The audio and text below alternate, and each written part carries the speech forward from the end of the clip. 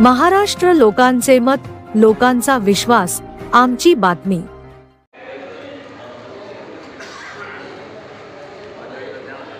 कंदरपळे साहेब, LT. Jadhav साहेब, doctor पवन डोंगरे, आमचे नेते इब्राहिम पठाण साहेब, doctor देवपुरे साहेब, निशांती सूर्यवंशी साहेब, दीपाली साहेब आणि बैठकीची सुरुवात करावी।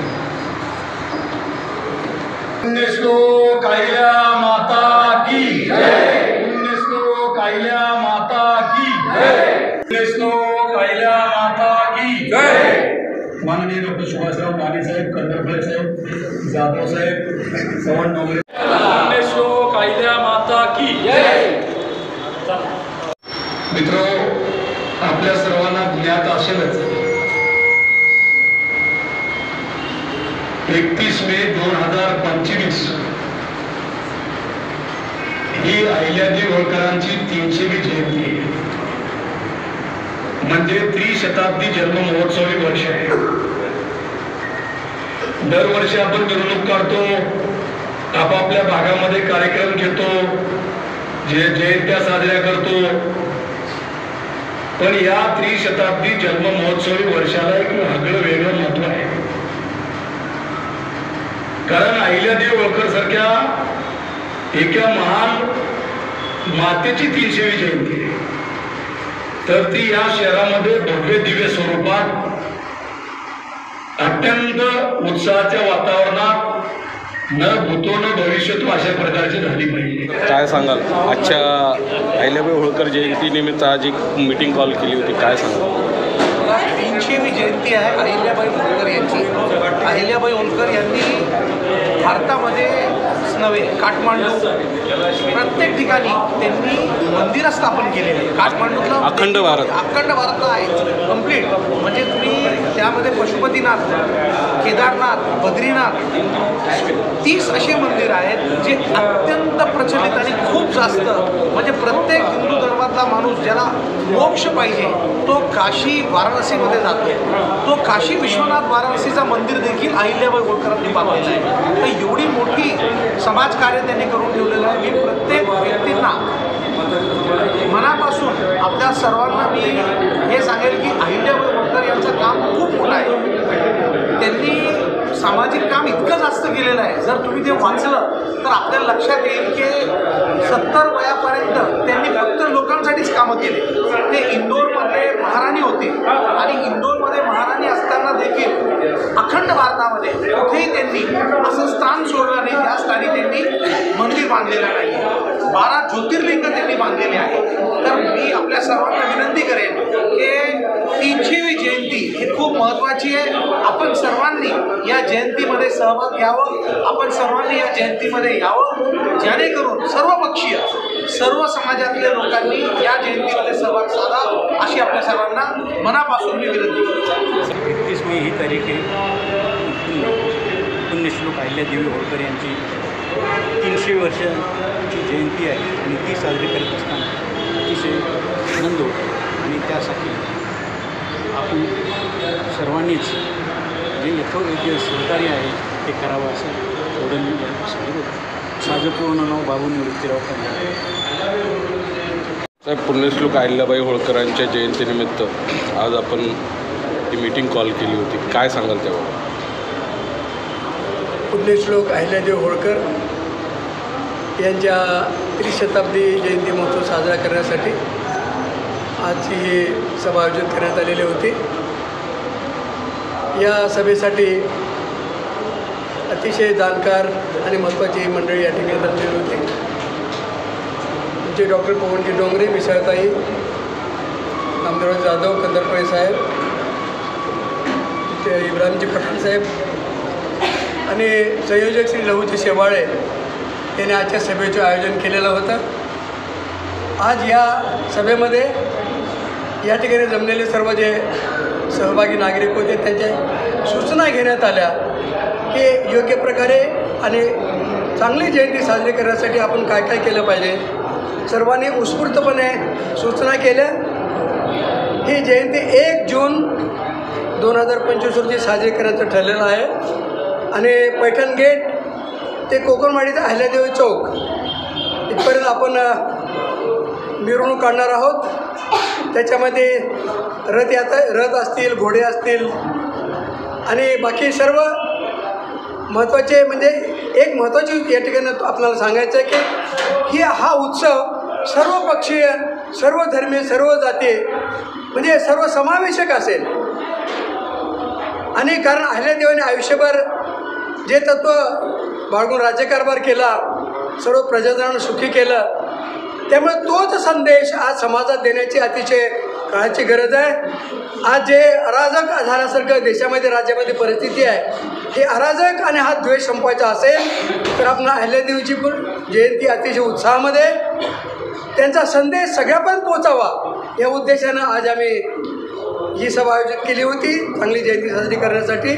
आणि सर्वांनी सहभाग चांगला नोंदवला.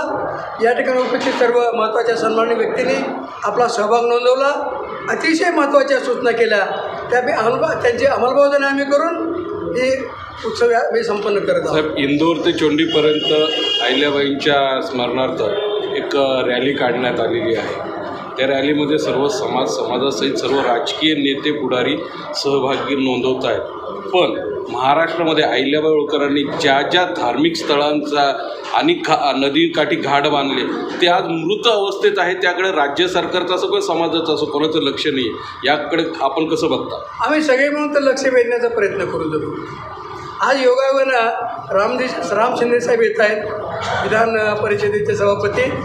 आपण चांगलं केला ते प्रश्न उपस्थित करून आम्ही त्यांच्याकडे हा प्रश्न उपस्थित करून याचा पाठपुरावा करू. साहेब, बारामतीला मेडिकल कॉलेजला नुकतंच पुण्यश्लोक अहिल्याबाई होळकर त्याचं नामकरण झालं, नामविस्तार झालेला आहे.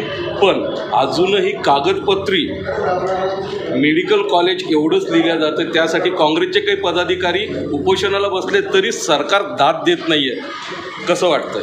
आपल्या सगळ्या जन्मताचा रेटा तयार करावा लागेल, घोषित केले नाव तर द्यावंच लागेल. त्यासाठी आम्ही सगळे प्रयत्न करू. आपण सगळे मिळून प्रयत्न करूया. सर, समाजाला काय आव्हान करणार? या उत्सवामध्ये अतिशय उत्साहानं सामील व्हावं आणि अहिल्यादेवीचा संदेश पूर्ण जगभर पसरवावा ही काळाची गरज आहे. हेच आपला संदेश आहे. सर, दरवर्षीप्रमाणे यावर्षी अहिल्याबाई होळकरांची जयंती मोठ्या उत्साहात साजरी करण्यासाठी आपण ही मीटिंग बोलवली होती. काय सांगाल? हे त्रिशताब्दी वर्ष आहे. पुण्यश्लोक अहिल्यादेवी होळकर यांचं त्रिशताब्दी जन्ममहोत्सवी हे वर्ष आहे. त्यामुळे समाजाच्या वतीनं, संघटनेच्या वतीनं एक राज्यव्यापी कार्यक्रम मोठ्या प्रमाणावर साजरा झाला पाहिजे. सरकारच्या पातळीवर करतं आहे, परंतु आमचंही कर्तव्य बनतं की ही जयंती मोठ्या प्रमाणात झाली पाहिजे, मिरवणूक मोठी झाली पाहिजे. त्याचबरोबर विविध आरोग्य शिबिरं, रक्तदान शिबिरं, गोरगरिबांना वह्या पुस्तकं वाटप अशी विविध समाजोपयोगी उपक्रम या जयंतीच्या माध्यमातून राबवून ही अहिल्यादेवी होळकरांची त्रिशताब्दी जन्ममहोत्सवी वर्ष हे ऐतिहासिक बनवण्याचा आमचा निर्धार आहे. आणि त्या निर्धारानुसार आजच्या बैठकीमध्ये सगळे निर्णय झालेत.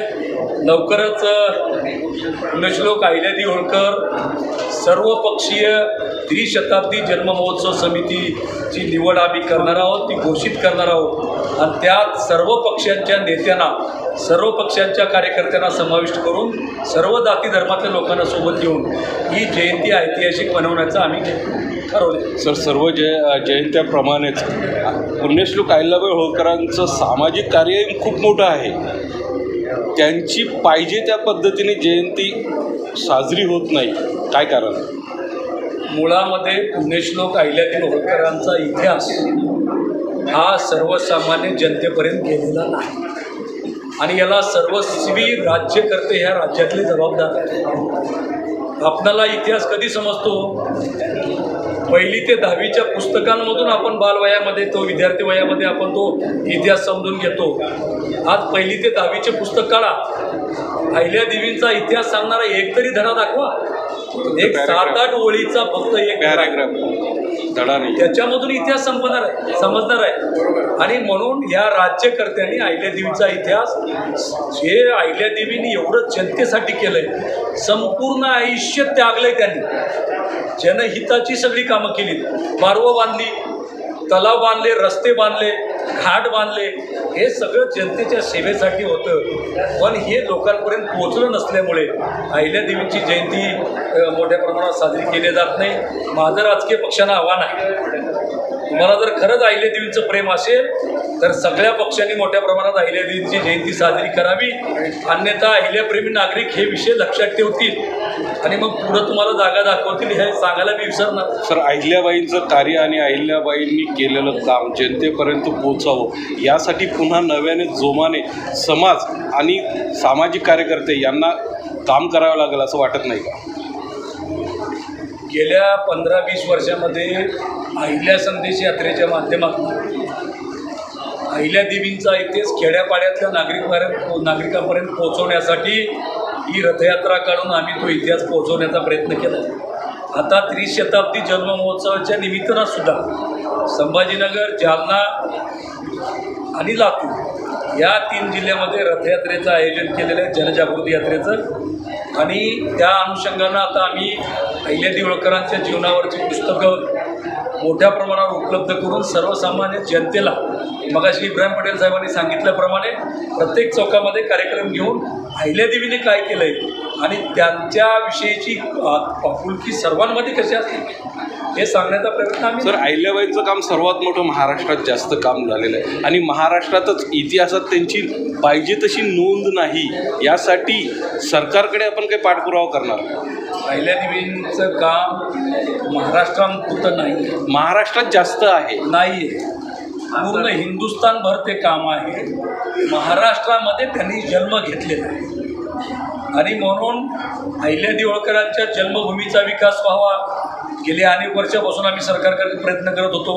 आज चौंडीचा कायापालट झाला आहे, बघितलं तर ओळखू पण येत नाही, न भूतो न भविष्यतो असं त्या ठिकाणी कायापालट झालेला आहे. त्याचबरोबर शासनाने विविध उपक्रम, आता मध्ये मी 5 वर्षापूर्वी मागणी केली होती, अहिल्यादेवींची जयंती शासकीय पातळीवर साजरी झाली पाहिजे. 3 वर्षापूर्वी GR निघाला. आज राज्यातल्या सर्व ग्रामपंचायत, सरकारी कार्यालयामध्ये अहिल्यादेवींची शाळांमध्ये जयंती साजरी करणं कंपल्सरी केलेलं आहे आणि हे आम्ही केलेल्या प्रयत्नाचाच भाग आहे. आणि निश्चितपणे अजून काही विषय राहिले असतील तर त्या अनुषंगानं शासनाला आम्ही वेठीस धरणारच आहे. समाजाला काय आव्हान करणार? समाजाला एवढंच आवाहन करणार, तन मन धन ओतून आपण अहिल्यादेवी होळकरांचं 30 शताब्दी जन्ममहोत्सवी वर्ष ऐतिहासिक बनवावं, अहिल्यादेवी घराघरात पोचवावं आणि आपण सर्वांनी उठाव करावा, एवढंच आव्हान.